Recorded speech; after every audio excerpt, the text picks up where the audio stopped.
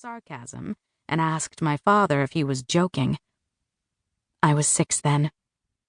I hear his words as clearly as if he'd spoken them yesterday, but I don't remember reacting to them. My mother tells me that I was the least unhappy of the 3 of us, or at least I was wise enough to know I didn't stand a chance competing against my brother or sister when it came to complaining about the move. They were way ahead in the noise department. In those days, Islamabad was an empty city, and the proof of this was the wide streets and large parks that contained neither cars nor people. But if you'd required a photograph for evidence, you would have hiked to Viewpoint in the Margala Hills. There, from a flat rock that looked out on the sparse city, Islamabad's 2 7th Avenues resembled airport runways without lights.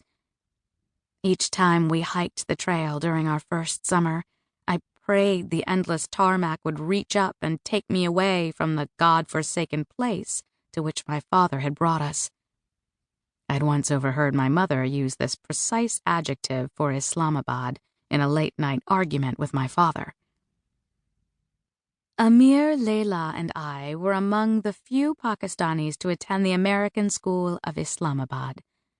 My father had tried to get us enrolled in Pakistani schools, but when principals learned we didn't speak Urdu, our mother tongue, we were denied admission. I was glad. We'd gone to American schools in Europe and therefore knew what to expect, but the unfamiliar prospect of going to a Pakistani school as a half-and-half made me nervous.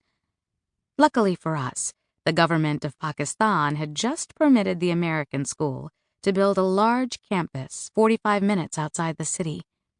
In return, the institution was required to admit a handful of Pakistanis on full scholarships because, of course, no Pakistani, except maybe the Prime Minister, could afford to pay the thousands of dollars of tuition.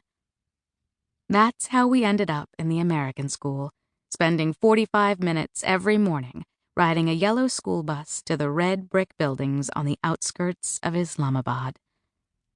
All I've said above is true, but as a rule, truth is as wide and all-encompassing as you let it be, and there is always more of it. 1. July 1977. My story begins on the heels of July 4th, 1977, when I was 11. Without the events of that early Tuesday morning, I wouldn't have a story to tell. More than that, a Prime Minister would still be alive, and so too would his youngest fan, a little boy I hardly knew. But my summer began as all Islamabad summers once did, with the promise it would never end, and without any of us knowing what was in store. My mother was in Cairo visiting Amir, who'd convinced my parents that he would die if they didn't allow him to attend Al-Azhar and study Islam. She'd been gone only a week when my father decided we should spend the summer in Lahore with our grandfather. It was already so hot in Islamabad that my rubber sandals left marks on the pavement. Lahore would be worse. Layla wanted to stay home before she left for college in America because in Islamabad she would be able to sneak out to see her new boyfriend while our father was away. But my father resolved that leaving 2 young girls alone at home all day wasn't a good idea, and try as we might, we weren't able to persuade him otherwise.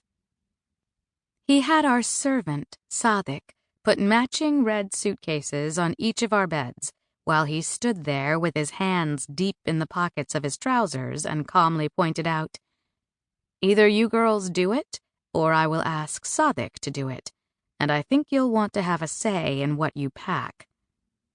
Sadiq's English was worse than our Urdu, but his eyes grew larger and larger, understanding enough to silently plead with us for the scene to end.